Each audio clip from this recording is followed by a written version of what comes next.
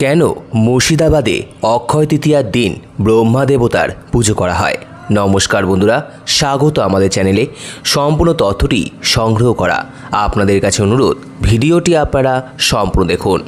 মুর্শিদাবাদের সমৃদ্ধ ইতিহাস আর ঐতিহ্যের মধ্যে এমন কিছু রত্ন লুকিয়ে আছে যা আজও আমাদের বিস্মিত করে।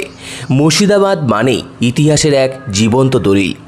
এই জেলার আনাচে কানাচে ছড়িয়ে ছিটিয়ে আছে কত যে লৌকিক গাথা আর অলৌকিক বিশ্বাসের উপাখ্যান।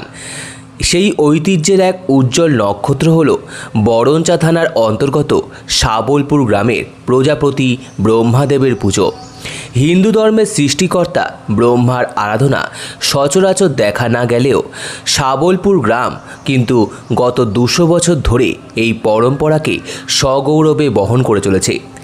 এই পুজোর নেপথ্যে রয়েছে এক হাড়হিম করা প্রাচীন ইতিহাস।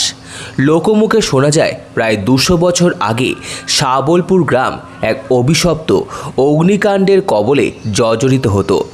ঘন ঘন বিধ্বংসী আগুন গ্রাস করত সাধারণ মানুষের ঘরবাড়ি, গোয়াল ভরা গবাদি পশু আর হাড় ভাঙা খাটুনির সোনার ফসল।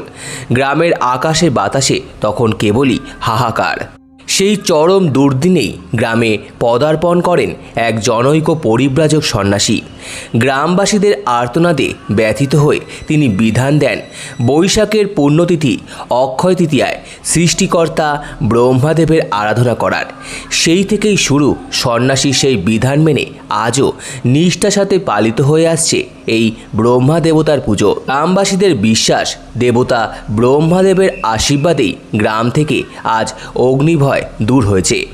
প্রতি বছর অক্ষয় তৃতীয়ায় শাবলপুর গ্রাম এক টুকরো আনন্দপুরীতে পরিণত হয়।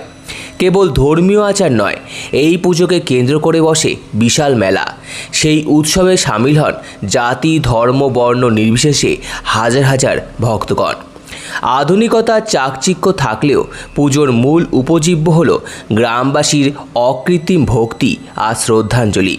মেলাকে কেন্দ্র করে আয়োজিত হয় নানান লৌকিক এবং সাংস্কৃতিক অনুষ্ঠান, যা গ্রামীণ বাংলার হারানো সংস্কৃতিকে পুনর্জীবিত করে থাকে। এই দিন শাবলপুরের প্রতিটি মানুষের কাছে এক পরম তৃপ্তির সময়।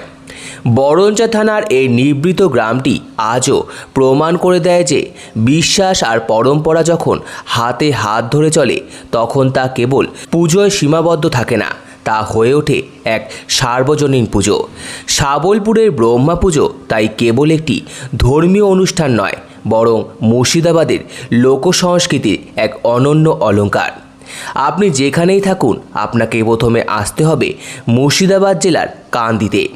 কান্দি থেকে ডাকবাংলো থেকে টোটো করে সাটিতারা নামতে হবে। সাটিতারা থেকে টোটো ধরে শাবলপুর গ্রাম। সম্পূর্ণ ভিডিওটি দেখার জন্য আপনাদের সকলকে অসংখ্য ধন্যবাদ। ভিডিওটি ভালো লেগে থাকলে লাইক, কমেন্ট, শেয়ার এবং চ্যানেলটিকে অবশ্যই সাবস্ক্রাইব করুন। ধন্যবাদ।